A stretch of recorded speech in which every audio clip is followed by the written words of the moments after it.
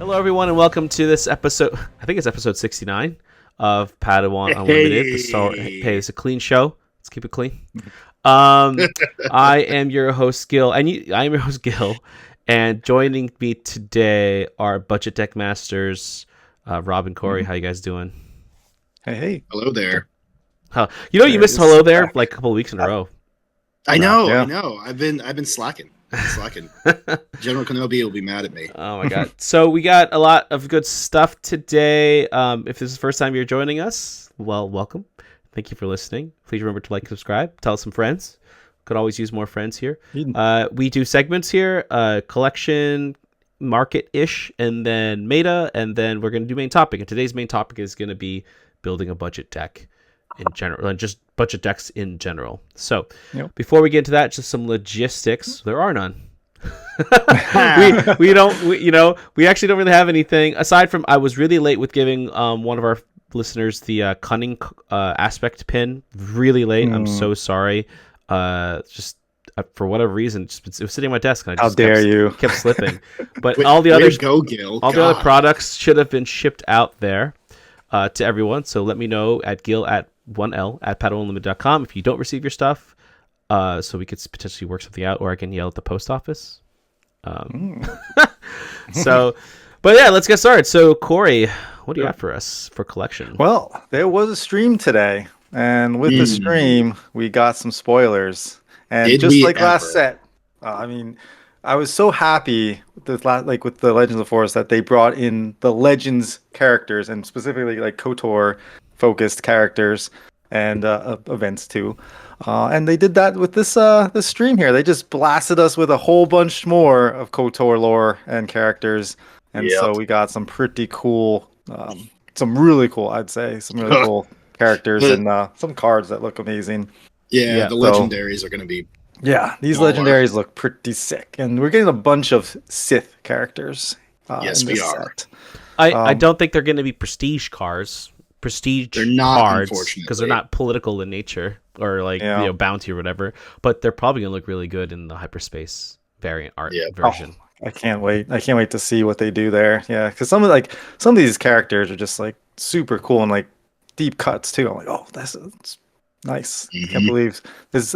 This so nice when you have a champion of a certain character that you are a champion, and it's like, yes, we got this guy or gal or whatever it may be. So it's cool. Like, I just want to point out one that I think we've talked. There's been a little bit of a discussion on the Discord, and that's Darth Treya, which is a villainy cunning card, 3 cost, 2/5, and its ability is on attack. Ready a non-unit leader. So what does that mean? So just so we're clear, what does not, because this impacts how valuable this legendary is going to be. Right, and that's the thing. When I saw this one, this is the one that stood out to me the most because it hasn't been something we've really seen before. So in this game, we have a leader, and it has an ability. The leader abilities can be pretty powerful and important to that's why you're picking them, right? Otherwise, why pick this leader and then your whole deck is built around that? With this character, with this card, you are now able to ready a leader power that's been tapped, that you have to tap. Let's say with Grand Inquisitor from Spark of Rebellion, he gets to damage a friendly unit and ready it, but you have to tap him. So it's a one-time thing for that turn. With this character, with this card, you do not have to do that. So it's going to be pretty amazing. I think this card could potentially hit double digits with it will.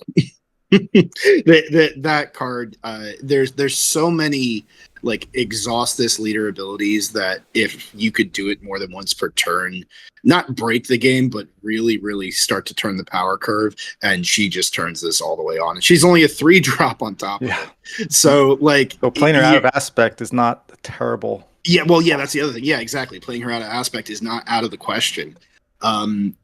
She's going to be, if you do not deal with her, and she's not easy to deal with early. She's a 2/5, so that 5 butt is, that's 5 health. That extra one is pretty good. Some durability. It's a legendary that.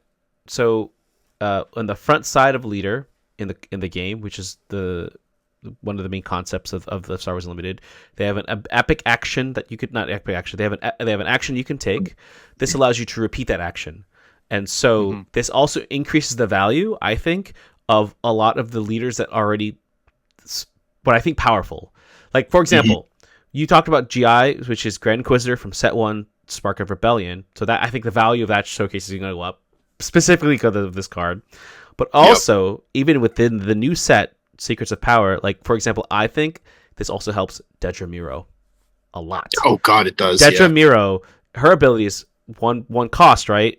Choosing up any unit, the controller, which is the opponent, either deals 2 to it, or if they don't, you got to draw a card. So like, you can just attack and then potentially either defeat a unit, anyway, sorry, mechanic stuff. But I think this, just what I'm saying is that, like, I think a lot of leader values are going to be driven higher on top of the value of this card. Yeah, I think the other one I think is going to get a good boost is Thrawn 5. Being able to trigger a when defeated, you can only usually do it once per turn with his front side ability. Now you can do it twice. That's going to be same thing. That's going to be really good. Devastating. But the Thrawn legendary unit, you mean? No, the Thrawn leader. Thrawn 5.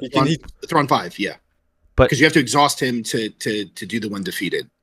Oh, so yeah, you can trigger when defeated defense, when defeated actions. So you're saying, okay, I got you, because then you could trigger. You can do it with 2 different units. Yeah, that's pretty good. That's pretty awesome. Yes, it is. Which, by the way, Thrawn 5 as a leader, I think, is also going to see a spike of value in general as well. So if you're investing in the game, I think you should definitely take a look, because a lot of these showcases are just like, at the point, they're like $40, right? Yeah, they're affordable. Yeah. The showcase variant are affordable, and this might start putting it out of range. Yeah, you mentioned Thrawn 5. I actually picked up his showcase as a collection edition because I saw him potentially jumping, and there are some interesting things that he was 150. 150. Right, he's a good leader. And he's only he's a good leader right now, and we'll talk about it in the meta. But he was showing up at PQs this past weekend, so he's already viable, and I think this kind of turns him up a little bit more even. Yeah. Great point. So any other Corey, any other of the cards that were revealed recently tickle your fancy? Well, I have one. I know you do too, Gil. Well, I mean, I already spoke about one. Let's hear what you got. Yeah, go ahead, Rob. What you got for us? Well, I don't want to steal your thunder. I know I'm going to do it. DJ, baby. This card, DJ Leader. DJ Leader. This card is going to be nuts. And since we're talking about it in terms of collection and stuff, there are some double yellow cards in the previous sets that are getting real live, real fast. So for those of you who did not see him today, he is a leader that has double yellow aspects. He doesn't have a heroic or villainous aspect associated with him. So you get double yellow out the gate. First leader that's ever been. First leader that's had this. I was waiting for that too, because like we had the villain only and the hero only last set. So I was like, when are they gonna do double aspect? Double aspect. Here we go. Right away. We got it. Yeah. And so cards like A New Adventure, Impropriety Amongst Thieves, like there's so many things that now I just get that out of there. And so the reason I'm bringing these 2 cards up in specific, because DJ's ability is just cracked. I mean, it really is. Like, he's going to be the new Han 1. Particularly, he's just going to be the new Han 1 period. Oh yeah. Even without the heroism or villainy aspect, do you think the penalty? I think so. Okay? So interesting. So I will say, surprised by that leader. It is a rare leader. I'm surprised by it. If you are, I picked up a Cunning today. I mean, I already have like a playset of Cunnings, but like, Cunning is a legendary card from Spark of Rebellion. It's only going to be around for probably another 4 months or so. Yeah, 4 or 5 However, it is a legendary card that is only $5. And it's a very powerful card. It was a powerful card when Yellow was really good back 2-3 sets ago. I think we're going to see a resurgence of Yellow for sure. And DJ is going to drop partly driving that, because now you're playing it on curve, which is a great ability. Yeah. Well, and that's the thing about a lot of these double yellow, like any double aspect card, frankly, is they're a little bit overclocked if you can play them on curve. So like cunning on 4, really, really strong. Cunning on 6 doesn't feel as good. But when you play it on 4, it feels really overpowered because you're getting so much for the value, but it's sort of baked into the design with these double aspect cards. Most people are assuming that or I guess the developers have been assuming that if you're using a double aspect card, you're sort of giving up a lot of other stuff to get that. Now, you don't necessarily have to do that. You're getting double yellow out of the gate, and yeah, you're not getting a villainous or heroic aspect, but when you look at the spread on most sets, the majority of cards are not heroic have a or lot villainous. There's a lot of just single aspect. So you can build a deck that's pretty powerful. Yeah, I will say, so for cunning, the card cunning itself, it is, you were saying it's like a $5 card now, right? Yeah, for regular It looks cards. like it's dropped $3 in the past month. Like, do you think it does a total 180 and like pump, like goes back up $3? And once we hit Secrets of Power, I think it will. I think people are going to see this leader and be like, "Huh, interesting." So from short-term gain, I think you're going to get that $3 bounce back for sure. Yeah. So I can see it. We're saying buy this card now, and you could be seeing a significant. Again, we are not financial advisors, so take us with a grain of salt. You may or may not lose money. Just put that caption out there. But I personally bought an additional cunning, right? Because for my collection, because I feel like the value is going to go back up. People are going to try it. They're going to try it. 100%. You know, absolutely. Yeah. If this deck gets popular, it's going to hit at least 10. Yeah. Again. What do you think about the leader himself? Do you think DJ? So I think the flip side, I don't actually think he's that great. Like I think you kind of just want to almost keep him on his other side because we didn't talk about it, but his ability is you pay 1 and then, or no, you don't pay 1. You just tap him and then you can play a card. You pick a card a friendly card, and then you can play a card from your hand. And it costs 1 less, but you have to capture the card that you selected. So, but what it does is it creates like this little waterfall effect, right? So now you've captured one of your own cards. Your opponent trades for your card. Your captured card that was underneath your card now comes back out under your control again. And now when he's flipped, any captured card that comes back under your control that's rescued is the game term comes into play ready. Yeah, I think that his flip side definitely is something you want to time. You don't just play it automatically. Correct. Correct. And you know what? I think his leader ability is super sneaky because you insulate essentially you insulate yourself against Power of the Dark, but staples of other cards. Like you insulate yourself against an Overwhelming Barrage. You insulate yourself against Super Laser Blast. You insulate yourself against Power of the Dark Side. All these very powerful set 1 cards and further any removal card essentially, like one single target removal card. Only Glory, Vanquish. You know, the card comes back to you. Rivals Fall. Yeah. Spell the Dragon. Just like all these removal cards. Yeah, and for a discount. You're playing the unit for a discount, which is just great. I mean, if you decide to play a slightly off aspect Treya, you could do that. You could do her ability. It's really only a 1 cost. Yeah, it's a 1 cost aspect penalty at that point. Yeah, if you want to just stick with double yellow, then play Lake Country, and so the value of Lake Country might go up too, like as a 34 cost. You know, like super. Look, I think there's what legendary have you seen so far? You think will be the most valuable then?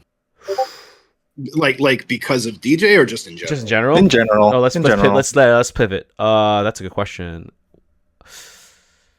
Like the one that came to my mind first is the Darth Nihilus, because Nihilus seems really good. He can hit himself potentially, but like outside of that, yeah, it's single black though. It's only bad. It's bad, but I thought it's when it played is always good, and then on attack is good. Having both those options, so if he sticks around, like he's just dealing damage everywhere. It could be pretty. Nihilus seems like he's strong. I don't know if he's just the 6 booty is real bad at 7. Yeah, but he's also 6 attack. I mean, you have to think about it. Like he comes out, he hits something for 3. He attacks, he hits something for 3. You know, that's why I said I think it seems good, but I think it's gonna be either. there's 3 cards that I think are going to be. I don't know. Let's think about this. But there's 3 cards that I'm kind of in a 3-way tie. Okay. This was before Tria. Tria came out. So it's going to be. Scion came out today too. So there's technically 2. Scion's. So there's 2. But it's Grand Admiral Thrawn and Cassian Andor are the 2 legendary cards that I think would be the most valuable. Now that we have Darth Scion though and Darth Treya, it's a tough call. Like 4 tricky. We could see even more legendaries that like come out. Like again, Cassian too is one I was like, oh, that seems like a legendary power. Like, and his prestige, Cassian's just his prestige card as a bounty puck. It's gonna be money and a legendary, dude. That's gonna be a good $30 card at least, right? Like Like, and Cassian's going to be good. Is going to be expensive because he's just going to be a staple. He is like as a 2-drop. Yeah. He's so hard to get rid of. And then if you can stick anything on him, like an upgrade or anything, he's just going to be a monster. Yeah, you're getting a lot of value with him for sure at any given time. I agree with you on Thrawn. I think Thrawn is going to define some yellow villain archetypes. It's like you drop him and he's either readied and he's attacking for 6 or he's capturing something. And then when he gets defeated, he's capturing at least one thing as long as you have one thing. I mean, like it's such a damned if you do, damned if you don't card. And on 7, it's really, really impactful. I agree with you on Scion as well, but I think Scion in a very specific archetype, and that is with Gar. I think Gar, I mean, he's good elsewhere too, but I think Gar in particular, all you have to do is kill 1 unit and then his ability is live. Okay. Do we think that the leaders, the legendaries that we like, are going to be breaking $15? I think initially probably yes. Treya in particular, I think initially probably yes. Again, she's going to she's a card that's going to define an archetype. Do you think? Okay, Treya at least. Do you think? Sorry, Corey. It sounds like you're about to say something. No, I was just going to say, when the set comes out, everything's going to be much higher, right? Yes. Where is it settling? That's the question. That's right? That's what I mean. Is it going to settle? Are these leaders going? Are these not leaders? Are these legendaries going to settle above 15? I think we will see legendary, at least one, maybe more legendaries from this set that's going to be over $15. I think Trey is the one. I think Trey is going to be up there for sure. Just think about this though. So Darth Vader from Legends, from Jump to Lightspeed, it's $15 legendary card. Mm-hmm. Crate Dragon from set 2. Right now, it's settling around 20. Do you think that these are going to be better staples than those cards? Maybe not initially, but I think, particularly when you're talking like set 5 obviously stays in rotation, but after rotation, like things like Crate Dragon that again define an archetype are going to get rotated out. I think the other thing you have to kind of consider here, Gil, is that particularly for the first 3 sets before we had Carbonite packs, the legendaries were just more valuable, and they have retained more value because they were rarer. That's why I was also using the Darth Vader from set 4 as as like a baseline $15 because it's kind of played. Anakin I think is pretty high up there, right? Anakin, $20 card I think. Champion. I know his prestige is like 40. He's the $35 card, $34. Well, there you go, even more. Because I was gonna say like the prestige is 40. Is that the hyperspace or nope? Regular Anakin. Wow. So I know he was like the most valuable legendary. Yeah. Do you think any of these legendaries from set 6 so far, Secrets of Power, are going to break 30? I don't think so. It's hard to say. Yeah, nothing seems like. I will say, I agree. Nothing your luck shouts out to you like, oh, this is the card. Like people learn. The thing with Anakin is that it can play in villain and hero. And that's so big. And that's why I think with Nihilus, I think it's going to be interesting because you can play in any color villainy deck you want, right? So it's like those mono color cards, I feel like have intrinsic value based on the amount of decks you can put them in. Okay. Yeah, it'll be interesting. Again, I think if any one of these cards becomes a key component of like again a specific deck or a couple decks, like if you start seeing Treya in like any villainy yellow deck, and it's just every villainy yellow deck, a good body too. Right, exactly. Like she's gonna have some intrinsic value. She'll sit around $15. She might get up to 20.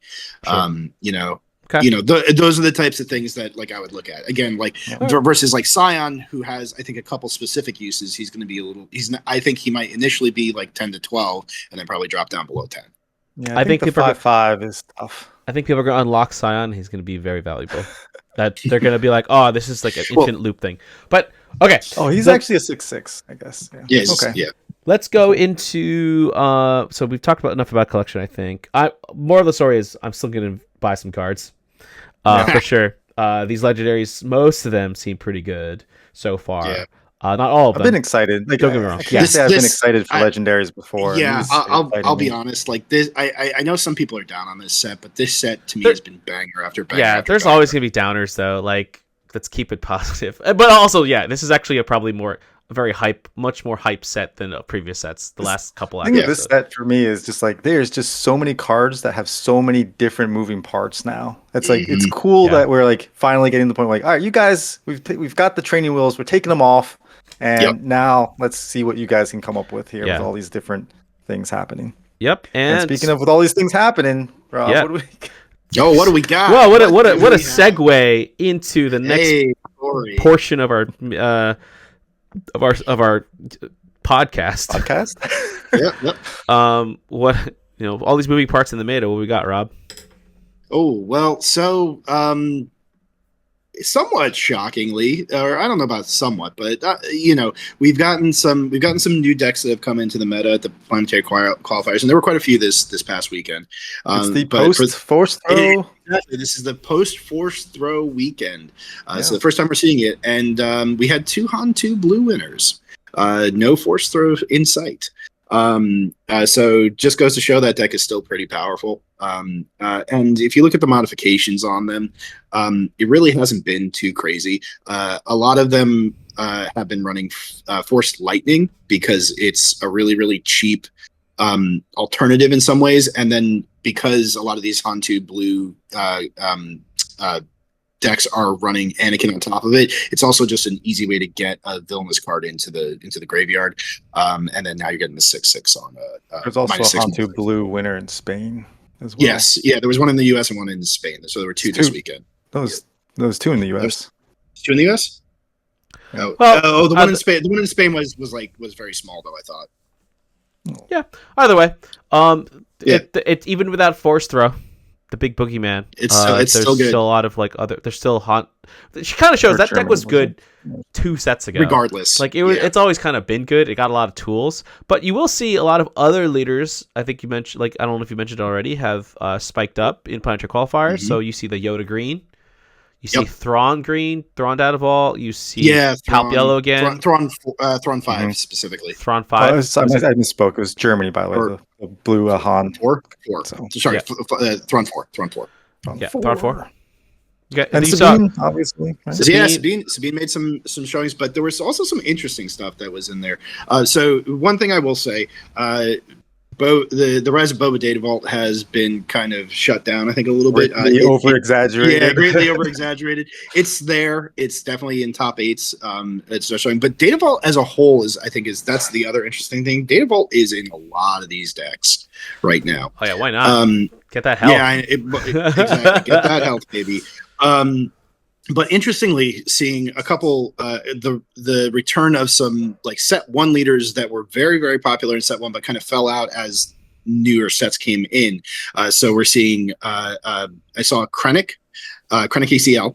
That was kind of an outlier, but then there's also been Iden Versio. And she has been kind of making the rounds again with just like a hard control variant on Data Vault, where you're basically endgaming all the big blue-green villainy ships, and then just every removal spell that you can think of. And her ability is helping to keep you alive through that. Her flip is kind of underwhelming, but if you can kill a bunch of stuff, you return a bunch of health. So you can time it where you flip her and then like super laser blast, she dies, but you get a whole bunch of health returned when that happens because you murder a bunch of units and get restore. Yeah. There's just a lot of really interesting kind of things with her. But then there were two that they didn't win, but there were two interesting decks that I saw out there that were top 8 qualifiers. We had a Rex droid manufactory, which I was gonna say this warms your heart, Gil. I know it does. Love it. Yeah. Yeah, you were rocking this deck for a little bit. Close enough. I was doing ECL, but that was before like anyone unlocked the Unity of Purpose kind of combo. Mm-hmm. But yeah, I love to see Rex win. He's such a cool like leader, just can never shine. So happy to see a top. He was like a top 3. What, are you serious? Believe it. Yeah. Hey, you draw the cards. You draw the cards. Get that juice. Yeah. So this was banking on the Unity of Purpose combo, which was kind of interesting.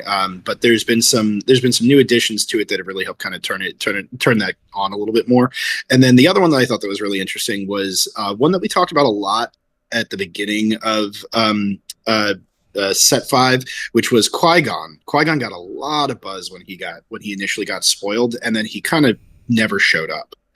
But we had a Qui-Gon blue top 8 qualifier there that looked kind of interesting as well. So Qui-Gon blue, okay. It probably a lot of removal cards and a lot of bouncing. Yeah.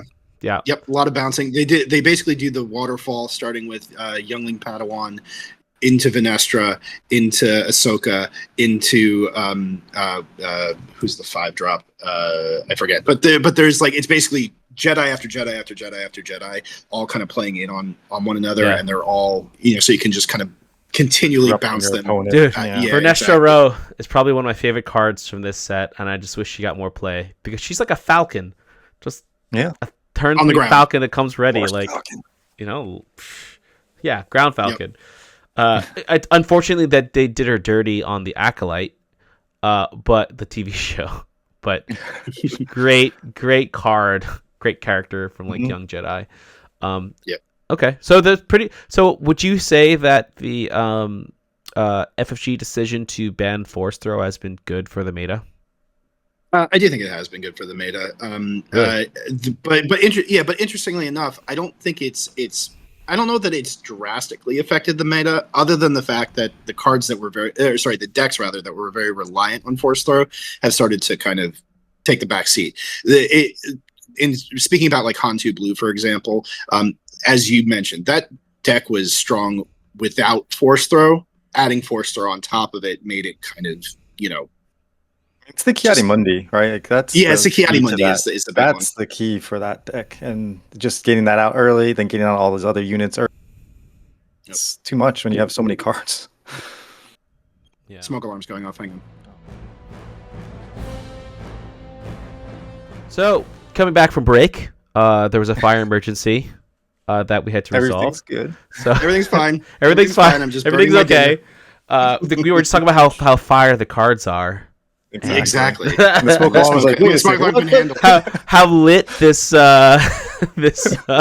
this meta is without Force Throw. Yeah. Please don't unsubscribe, Lila, because you listen to that. You heard us say these jokes. Yeah. But to your point though, Gil, I mean, I think the decision probably is good for the meta overall. There are still a variety of decks that are out there. I think some of these decks are starting to see more play. Like I think in particular, like Thrawn Data Vault started to really kind of come up. And I think part of the reason is because it might have been being held down a little bit by Force Throw because it relies a lot on some like early cheap things, and like those things being easily removed via Force Throw, and then you can't really get the value out of it that you want. It might have been holding some of that back. It's so some of these decks though, like these like janky, wonky decks will come up, but like what are the decks that are actually going to survive this, right? Because like people, you can do well with a deck because people aren't ready for it. Once they know it, it's like Han's gonna come at you, but you still can't beat it all the times. Yeah, but it's like, oh hey, this Qui-Gon deck's coming at me. I don't know what to do, but now I know what to do. It's crush it. Yeah. You know what I will say? I think it's about 50-50 now. Maybe more favor. So one of the things they were concerned about because they banned force throw for the meta was that there was too much aggression. It was like a bajillion, like something ridiculous, like 75-85% of like top baits and winners was like aggression. I think it settled more, like, at least for the first weekend, like 50-50. Slightly toward aggression, but not force aggression because that's like Sabine. Yeah, I mean, like, which is okay. That we expect that to happen. So well, and not only that, but the other 50% is now data vault. Yeah, well, yeah, data vault, some type of green combo. I don't know, but not that you need. I mean, there's another Palp Yellow that won a PQ. Again. Yeah, it was a small PQ. That was like a 20-person PQ. Was it? Oh man, yeah, it was small. I would love to go to a 20-person PQ and then get like 19. You could have gone to Hawaii. There was a literally 20 people person PQ in Hawaii. Well, didn't, like, Alaska have a PQ at one point? It was like 6 people or something. Something like that. I mean, hey, you do you, booze. Like, a win is a win. Our win is a win. Brothers in the North can't get anything in Canada, so it's like, yeah. I think okay. Our Canadian friends, I want them to win so like they do so well, like as a collective regional group around Quebec. So I said that really weird. Sorry. All right. Anyway, anything else for the meta? Any predictions for sectors in like 2 weeks? Sectors are in like 2 weeks. Sectors are next. No, sectors for this weekend. Well, yeah, not this weekend. We got a regional next week, right? Mm-hmm. Which has a sector. Do you think the meta is going to stabilize 50-50? You still thinking? So, I mean, I think there's still going to be like this, like the usual suspects are going to be here, right? So Han 2 Blue is going to be there. It's still strong. You know, Vader Yellow's going to be there. You're going to see all the.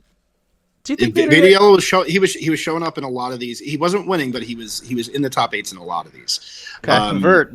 People aren't going to care. Yep. I don't know. Yep. Here's my prediction. I think an ECL deck is going to win sectors in Portland. I do. Well, so that's actually one of the things I was going to say. Gar Saxon ECL has taken 2 PQs this past weekend, and I do think that deck on the back of like ECL Vader Twilight of the Apprentice is now it's gotten some legs because it doesn't have as many threats to kind of deal with it. Yeah.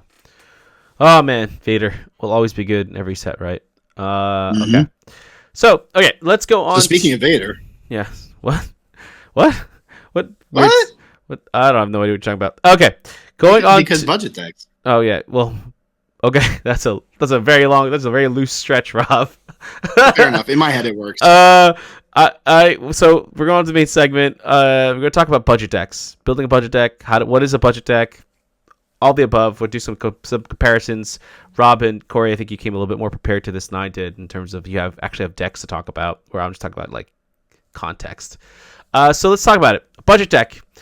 Just for the sake of this conversation, we're going to say a budget deck is a relatively cost-effective deck, somewhere in between like $40 to like $80 total to like build it. Right, it doesn't have like super. If you bought it as singles, if you bought it as singles, for example, a single cards from like TCG Player or your local shop or anything like that, there are decks that are accessible. It's pretty much the key. Financially accessible, right? I think when you compare to a variety of other card games, some of the really good decks, from what I'm learning, like Flesh and Blood, Magic the Gathering, right? These the competitive decks there cost. The barrier to entry is just too high, or really, really high. And some people can have like literally like $1,000 deck in their hands, right? So we're not going to talk about that today. Building that super duper deck. We're going to talk about getting decks that you can just bring to your locals, bring to an event, do okay in potentially. But more importantly, like you can just get a deck. Yeah. But more importantly, you can get it and you can play, right? And you're not just like losing all the time. You don't want to crush your enemies, see them driven before you. Not that losing is bad, but it doesn't because you could learn from it, but you can only do so much learning before you just give up. I mean, I don't know, we'll see. Great. Anyway, so that's the concept I have. Corey and Rob, you guys have some decks that you kind of talked that you had a pre-built. So let's talk about how you built it, what's in it. We'll start with you, Corey, because Rob, you just the meta, and then we'll go over to you, Rob, to talk about your deck. So what deck is a good budget deck, or what budget deck are you bringing to the table, Corey? So the budget deck that I'm bringing with me today, and unfortunately it is a space heavy deck, and I think space decks are going to go away a little bit, but at the time I was doing this, I was like, this deck is really cool, and it's Han 4, Jump to Lightspeed Han, with Tarkin Town. That has won a PQ recently as well. It's in the 4-star meta. Well, and it was our one at RSG, right? RSG, yeah, yep. Yeah. Evan, shout out to him. He got it. And that deck, the way he built it, is a $165 deck. The way he built it. So what I was looking at is like, are there cards in this deck that we can kind of substitute and really still be competitive and make this deck, work at a much cheaper cost? And I got this deck down from $165, $166 to under $60. So you can get to this, you can build this deck pretty close to what's winning like high level PQs here. And it's basically just removing some of the legendaries. So unfortunately, those are the most expensive cards in the deck and are really good cards, but they don't necessarily have to be there in the deck. I don't think to be competitive, you might not be as good, but that's where I'm coming at it. So the main cards that are going to be missing, unfortunately, is the Millennium Falcon from Spark of Rebellion. Yep. That is the most expensive card in the deck. You also have Poe, the legendaries from Shadows in that we have to take out. But you can replace them with cards that are similar, that do similar things, that come out at similar times. And so what I did is I put in Infus Nest in this deck to replace the Poe card. Kind of has a similar body and does something when it comes out. So there's value there. And that card is significantly cheaper than Poe. It's like dollars compared to tens of dollars. And you're talking about the 6-cost Infus Nest, right? There's the heroic one. The non-heroic one. Yeah. The non-heroic one. The heroic. So you're talking about the 7-cost. The 7-cost. The 7-cost one, yes. Okay. Yeah, the 7-cost. Sorry, because you said Poe Dameron and similar, but they cost different things.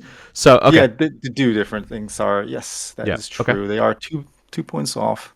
Okay, so then what was... I have to pull up my image here. I put in the droid, I think it was. The droid ship, what's it called? It's like the 4-2? Droid missile platform. Droid missile platform. So I put that in instead of Millennium Falcon because no matter what, you're going to get to do 3 damage when it dies, right? So it may not be able to do anything when it comes out like Falcon does, but you're still getting that damage on board somewhere. Maybe it has to be a unit because it's indirect. They get to choose, but it's still going to get that damage. Plus, if it survives and you get the hit with it, it's doing 4 damage. So there's value there. And again, that is significantly cheaper card than the Millennium Falcon. The thing you can do, though, is you can maybe get 1 or 2 of these legendaries and put them in. And you can fit them in here and there and get yourself close, but not necessarily all the way to that 160 mark. You can still be in the $80 mark, like you mentioned, Gil, and have a couple of these legendaries. So okay, yeah, it's that was my thought process. Yeah, okay, that's fair. I think the lesson learned from your deck, I will say, or from listening to that, is if you're building a budget deck and you can't afford the legendaries, which is fine. Not everyone can, and also not everyone wants to invest, not can or even wants to invest that much money into a card game. Comparable cards, even if they don't do the same exact ability, you're looking for value in terms of what can it do that can do damage, or what can it do to trade up, or what can it do to make your opponent think, right? You're not going to necessarily... Sometimes you'll place it with a vanilla, this card just has the same stats, but ideally you're trying to find something that adds a layer of complexity to your deck to provide you value, non-monetary, actual game value. So I love the missile droid platform because that's the same cost as the Falcon, so it fits your curve. And like Rob said, you could it has a when defeated, so it does additional damage if it gets beat, which it will because it only has 2 health, right? But the front end is a 4, so it's very powerful. If they don't deal with it, they still take 3 in some form or fashion, which is how much Falcon would do anyway. So even though if it's spread because it's indirect, I think that's great. No, that's a really good, I think, an Infest Nest. Yeah, it's like 50-cent card, not even 25-cent card. It's a little higher in the curve, but gives you a little higher than Poe. But yeah, it's got that big body, and it does something when played and on attack. Yeah, so and it's an odd card. More value. It synergizes. Well, and that's the other thing. Yeah, obviously, it's what we needed to find is cards that were fitting similar values that fit the leader ability. Right? We talked about that early in the podcast. Like the leader ability, you're building your deck around.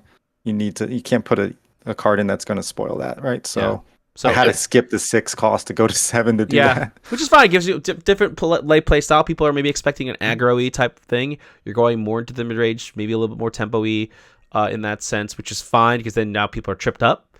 They're not going to expect Infest Nest, and when you play it, you're like, what? And it still synergizes with his leader ability, which you said, which we talked about earlier. Yeah. Cool. And that emphasis is actually pretty strong as well, even just outside of that. It's a staple in a lot of yellow cards anyway, so yes, I agree with you. So, Rob, what deck were you working on? What deck did you think? Well, so my failed segue may have hinted at it, but it's a Vader Victor Squadron leader. You know, I immediately, when you said Darth Vader, I immediately thought of all the other Vaders. Oh, the other Vaders. Yeah, because there's so many other Vaders. I was like, those units are like expensive, dude. No.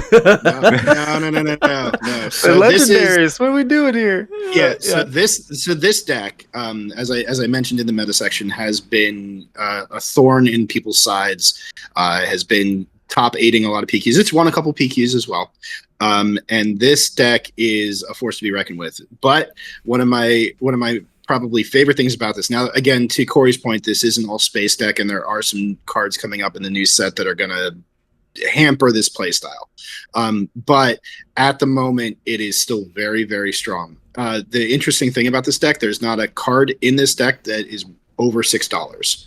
And those $6 cards, there are only 6 of them. In fact, you could get away with less than that because a couple of them are in the sideboard. So generally speaking, this deck is built out of about 70% common cards. And most of those cards are like 5-cent cards. Like they're really, really not that expensive. And then there are a couple of key uncommon cards that really make this deck tick. Specifically, Sanctioner Shuttle, Overwhelming Barrage, and Clone Combat Squadron. But each of those cards, the most expensive of those, is Overwhelming Barrage at $1. This is for the regular version of it. Yeah, of course. So those cards really make this deck tick, but that's really those are the core cards. The cards that are there. There's one other card that is a core card that is one of the $6 cards, and that is Victor Leader. Victor Leader it varies depending on where you can find it, but it's somewhere between $5 and $6. That card gives every friendly space unit +1/+1. So the theory behind this deck, if you have not played this deck or have not played against this deck, is that it is a swarm deck. It is a weenie deck. You are putting out as many small units as you can and basically saying to your opponent, if you cannot kill everything that I put out on the board, I am going to kill you by turn 5. And it's pretty effective at doing that. Okay. So I will say, and I think even at that point, like, you don't necessarily need 3 Victor Leaders. You could probably get away with 2, saving yourself $6, right? Mm-hmm. Because there's answers to it, and you could replace it with a cheaper card like Eager Escort Fighter, which is 3 costs. It is in the deck. Oh, it's already in the deck. Okay, sorry. So let's think about this. Then maybe something like one that's like a 3/3. Like, I was trying to get it. I can't remember the name of it. A 3/3. I think it's a 3/3. 3 cost 3/3. I think. What does it do? Like ready something. I thought. No, but I had it in my blue Vader deck, and I was like, but then it's like it wasn't working as well as I was hoping to get it to work. But yeah, the ultimately though with this deck though, again, there are 3 legendary cards, 2 of which are in the sideboard, and those cards again are only $6. It's the Stolen AT Hauler. One of them, it only has 1 in the main board and 2 in the sideboard. So if you're not sideboarding cards, you really only have to. You don't even necessarily need this card in the deck either. I played versions of this deck without it. The reason for it, just to kind of explain, is that it is it's a 4/5 that drops on 3, but it has a very severe downside. That is, if it is defeated, your opponent can play it for free from your graveyard. However, in this deck, the tempo of it makes it such that your opponent probably can't deal with it. So if they have the solution, you never play it. If they do, you put 2 more in the sideboard. Yeah. Okay, so maybe some other cards that, again, if you are not wanting to pay $6 for some cards, for like Wing Leader, for Victor Wing Leader, for example, other, I think, comparable cards at that cost in terms of like 3 resources to play that might be useful. So for example, so when I think about value and like, what are you trying to do? You're trying to aggro and also protect your guys, right? So like Contracted Jump Master, it's a 3 cost. It's a common card, space card. Yep. So it fits the theme, right? It's a 2/4, kind of big. Sentinel, right? It's a Sentinel, which means that like you're protecting your row, or not your row. You're protecting your other units from being slammed on. So if you have token units, for example, to build your units, to build a token board for a Clone Combat Trooper Squadron, you could then do that as well. I think that's huge. You could also think about some ambush ground units, like the Speeder, to get to put those in there as well. As a replacement to get token generation, be able to use it to use ability, vehicle, yellow, like ambush, like great, right? I think those are some other cards that might be useful, or even like a Boshek pilot or other pilot cards, like what's another one, like Victor 3 or something like that. Yeah, it's Victor Wingman Victor 3. Or Wingman Victor 3. That one's another 3 cost unit that's a 4/3 on the body, or you pilot it and you get an experience token, for something 1. Yeah, for 1, which is great. Well, and then there's Wing Leader Victor 2, which is the one that gives you a token for free. Yeah, so comparable replacements that are dirt cheap. If you instead of having $20 to spend, you only have 10, right? You can potentially buy these cards, right? I think that's useful. But great deck, you're right. Yeah. I always forget that like Vader Yellow is like a really good budget deck. Like Sabine is not a budget deck. I thought originally it was kind of, but like now it's definitely not, because there's too many rares and legendaries in that deck to be like cheap. Yeah, it's kind of crazy. Like the deck again, it's somewhere between 70 and 80% commons, and with a couple of key uncommons and like one specific rare and like 1 optional legendary. Yeah, looking at the deck that's been doing really well, it's under 100. It's $98 if you put it all together. That's what it's listing on TCG. I actually put it in, and it came out to be about $75. There you go. Yeah, even better. So it's a pretty good budget deck, and you could even make it more budget, based on it. Correct. As well, which is like really. Yeah, that's the thing. Is like you cut out $36 off of the 6 cards that cost $6. Yeah, but to your point, Gil, you don't have to have 3 of them, right? We can substitute 1 or 2 and save a few dollars here or there. Yeah, for sure. Yeah. Definitely good deck. Thank you for bringing that. So, as we kind of close out the segment, any final thoughts in regards to budget decks, like building a budget deck, thinking about budget decks? Well, I think like a good place to start also are some of these spotlight decks / starter decks. Like they're there for a reason, and they're usually fairly cheap. Like the starter decks, you can get them pretty, like they're pretty affordable, and they're built to be a deck that makes sense. You can kind of get an idea, and then you can take that deck and then slot in cards that may improve it, right? So like, you can buy the Boba spotlight deck. I was going to say the JTL Boba deck is a really great like starting point. And what are they, like $30? Yeah, and you get a pack now. with them. And you get a pack in there too. Like you pull like a legendary out of that'd be awesome. So yep. I think that's a great way to start. Also, if you're doing budget decks and you don't know where to begin, that's what these are for. It's like, hey, here's a deck that makes sense, and now if you get a few games on your belt, like you can start looking at different cards and be like, how can I improve on this deck? And there, you might spend another $20 or something and make that deck even more competitive. And now you're spending $50 and you got a competitive deck that you can have fun with. Yeah, for sure. Well, Gil, I got another one that we've been maybe talking about the last couple of weeks as a way to get into, these budget deck mindsets. That would be our Padawan League. Oh yeah. So as we close out the segment, let's talk about this one last thing. So to kind of encourage play with common cards and really espouse the budget deck kind of not dogma, like just thought process. We talked about this 2 weeks ago and kind of hinted it over the last couple of weeks. Where again, just some logistical stuff, and we're working out the rules, the communication plan. But we're gonna have a Padawan Unlimited, Padawan League, where you can build anyone can participate. Builds decks with only common cards, including leaders and bases. So it's truly a Padawan thing.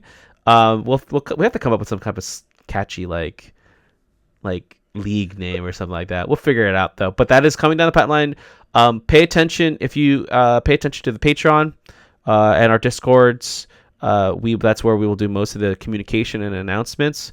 Unfortunately, it's just really tough logistically to do it outside of those kind of those things. So if you have no access to those, deeply apologize. We're going to work on that as we kind of roll out after this first season 0 of Padawan Unlimited Pup League. So I don't know what what else you guys want to talk about that. I don't want to. This was your brainchild actually. So. No. Well, I just to say that, I think this is going to be really interesting to see what people come up with, because it's effectively, if you guys are familiar with Magic, it's effectively the Penny Dreadfuls format. The Penny Dreadfuls format specifically requires that the cards can't cost more than, I think it's 5 cents or something like that. But we don't have quite the depth of cards to be able to kind of pull it off. So we think limiting it to commons is kind of a way to do that. There are some pretty powerful common cards in there. I think if I remember correctly, Rivals Falls a common. So things like that where people. I want to see what I'm really going to be really curious to see what people kind of use as a lever with a limited card pool. Yeah. So I will say that it's gonna be common cards, but legendary pricing. Oh, wink, wink. I mean, you have to think about there are some sector regional qualifiers stuff out there, which has packs and cards and all types of new goodies that may or may not make it into the prize pool, depending on how big and how much we actually charge to kind of not compensate, but more help with the cost. Yeah, specifically shipping. That's always a tough one. So more news to come. Pay attention for that. Looking forward to it. I already had someone reach out to me on the Discord about that. I'll join right away. So that's great to hear. Yep. We're probably gonna 16 people for the first round here. 16. I think first season 0. We got to keep it a little smaller. So when we do post something about it, just keep an eye out so that way you can, if you want to get into it, it's going to be first come first serve essentially. Yeah. I think it'll be a lot of fun. The main thing is we want to have fun and see the creativity of the community and be excited to bring people together too, because again we're gonna try to open this up, but as Gil's pointed out, it is going to be limited to Discord, most likely. Just if you're not on Discord, it's going to be hard to communicate with your opponent. So join our Discord because it's really active and fun. Yeah, it's really active, fun. This conversation, but unfortunately, I got to close it. We're closing in on an hour. These are my segues. But thank you again, guys, gentlemen. Thank you for joining me today. Let's see if we can get some more guest hosts in the future. I think this will actually officially end season 2 of the Padawan Unlimited podcast. Episode 69. We'll close it and we'll start off fresh 70. episode 70 as our season 3, quote unquote, which would then be appropriate because it's the first after the first sector qualifier out there, right? So anyway, thanks again. Remember to like, subscribe, tell your friends. Please share the joy, and until next time, may the force be with you.